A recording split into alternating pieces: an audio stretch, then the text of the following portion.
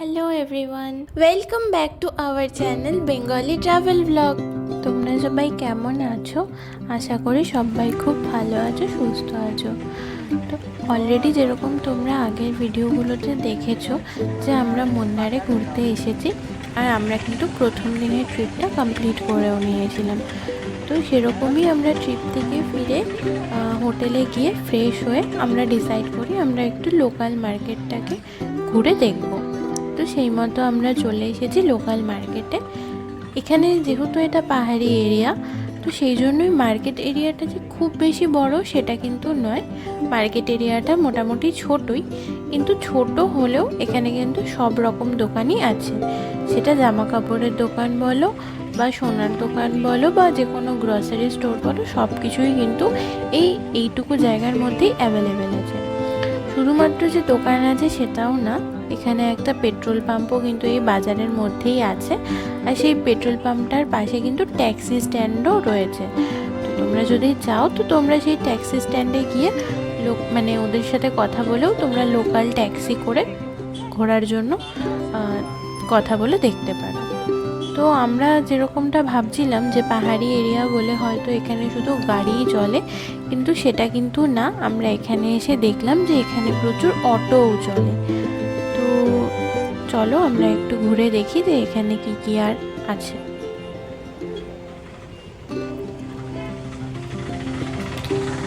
তো এই সাইডে তোমরা দেখতে পাচ্ছ, এদিকে কিন্তু কিছু খাবার দোকানও আছে।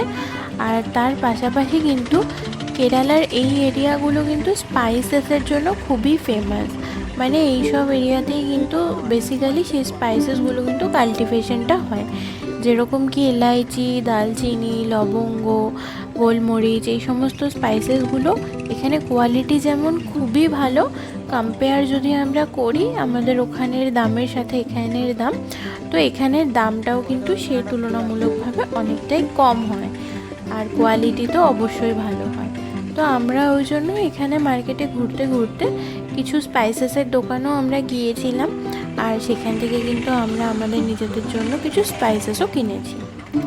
তো স্পাইস নেওয়া হয়ে গেলে আমরা ওই এরিয়াতেই, আর একটা জিনিস হলো কি, এখানে তো চা খুবই ফেমাস, সেটা তো তোমাদেরকে আগের ভিডিওগুলোতেও বলেছি। তো আমরা এখান থেকে চাও নিয়েছিলাম।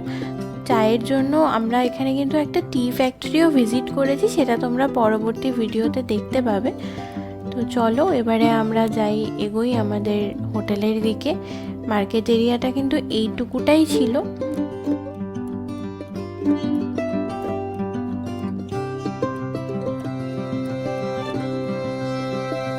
তো এবার আমরা এগোতে থাকবো আমাদের হোটেলের দিকে। আর ওই যে দেখো দূরে, ওটাই কিন্তু আমাদের স্টে করার জন্য যে জায়গাটা ছিল সেটা।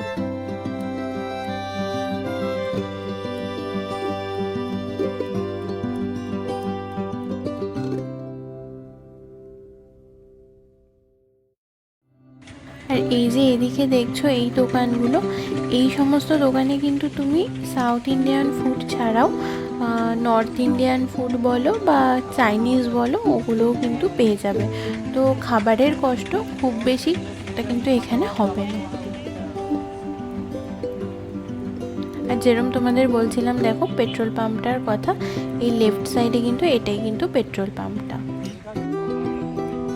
আর এইটা হলো গিয়ে বাস স্ট্যান্ড। এখানে কিন্তু আবার বাসও আসে, দেখো এখানে বাস পাস করছে একটা। তো এবারে আমরা উঠবো আমাদের হোটেলের দিকে।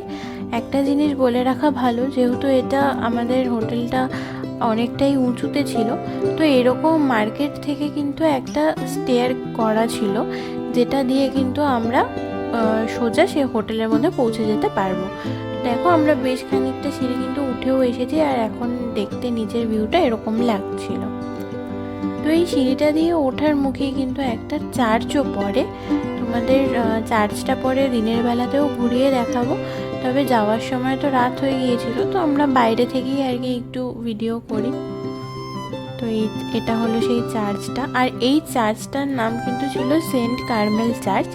আর আমরা যে হোটেলটাতে যে ছিলাম সেটার নামও কিন্তু কার্মেল টপ রিসর্ট। তো নামটা শুনেও তোমরা হয়তো বুঝতে পারছো, ওই হোটেলটাও কিন্তু এই চার্চেরই প্রপার্টি।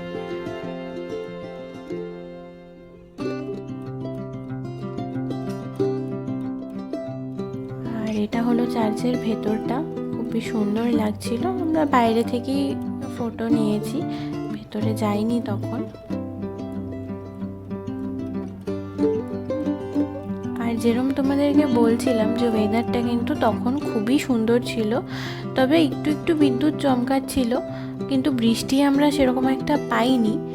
আর এই চার্চের সামনের থেকে দেখো মার্কেটের পুরো ভিউটা কিন্তু এরকম লাগছিল, আর দূরে দূরে আলো জ্বলছিল, এত সুন্দর লাগছিল এই জায়গাটা দেখতে, মনে হচ্ছিল ওখানেই দাঁড়িয়ে থাকবো। যাই হোক, তারপরে আমরা চার্চটা ফেলে সামনের দিকে আরও এগোতে শুরু করলাম।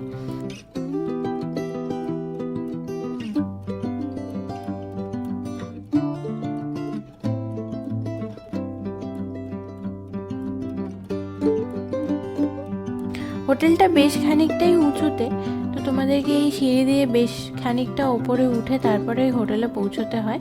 আমরা বেশ চলেই এসেছি, আর অল্প একটু উঠলেই আমরা পৌঁছে যাব আমাদের হোটেলের সামনে। তো তোমাদেরকে হোটেলের সামনেটাও একবার দেখাবো যে প্রপার্টিটা কত সুন্দর করে সাজানো আর কতটা সুন্দর করে মেনটেনও করা আছে। তো এটা হলো প্রথমে পার্কিং এরিয়াটা, এটার পাশ দিয়ে এরকম একটা রাস্তা উঠে যায়, সেটা একদম আমাদের হোটেলের রিসেপশনের সামনে পৌঁছেছে। আর সত্যি কথা বলতে ওয়েদারটা খুবই সুন্দর, আর সিনারিগুলো, সিনিক বিউটিটা খুবই সুন্দর থাকাতে কিন্তু সন্ধেবেলায় ধীরে ধীরে হাঁটতেও এতটা রাস্তা হলেও কিন্তু খুব একটা খারাপ লাগছিল না, বেশ ভালোই লাগছিল। তো আমরা তখন গল্প করতে করতে রাস্তা দিয়ে ওপরে উঠছিলাম।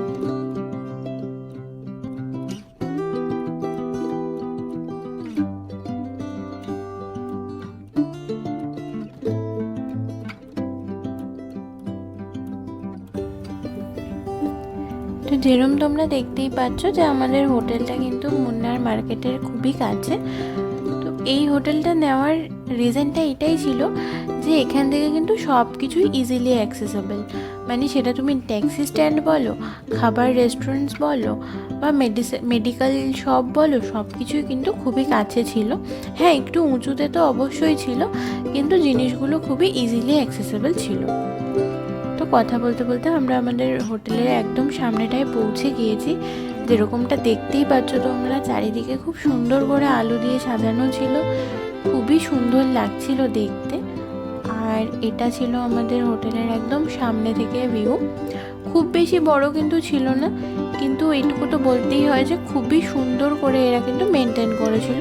আর রুম তো তোমাদের অলরেডি রুম ট্যুর দিয়েই ছিলাম, রুমগুলো কিন্তু প্রতিটা রুমই ওরকম ওয়েল মেনটেন ছিল।